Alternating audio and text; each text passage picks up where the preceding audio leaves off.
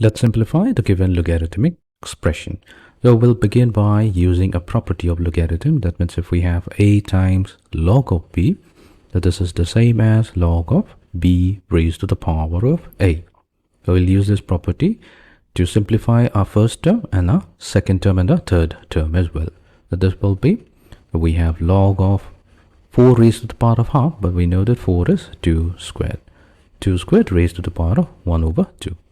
Plus log of, we have 81, so 81 is what, 3 raised to the power of 4 whole raised to the power of 1 over 4, plus log of 2 cubed minus log of 6. So 6 is simply, let's keep it as 6, plus 2. So here 2 can be also expressed as 2 times 1. It will mean exactly the same thing, but we are doing this so that we can use a property of logarithm here, which is log of 10 with a base of 10 that's equals to 1.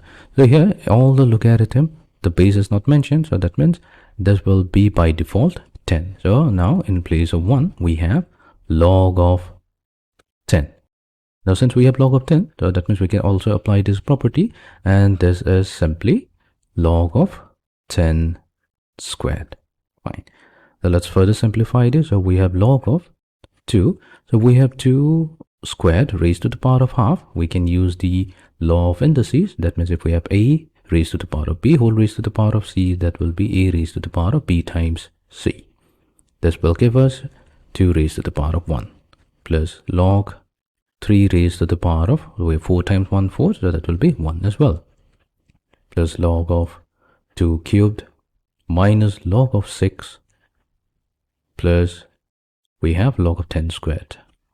So this is log of 100. Fine.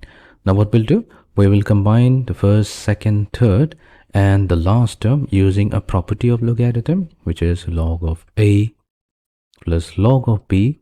So that's equals to log of a times b. So let's use this property. We will get log of 2.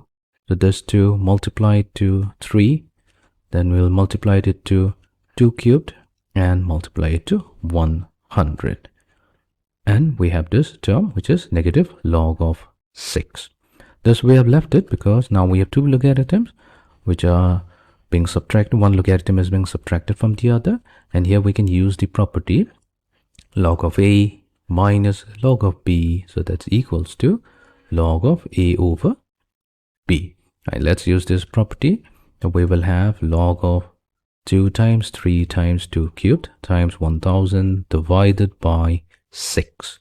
So here 2 times 3 is 6, so this 6 and the 6 goes away, and we have 2 cubed. So 2 cubed is 8. 8 times 100 will be 800. So that means we have log of 800. So this is the simplified value of a given logarithm, which is log of 800.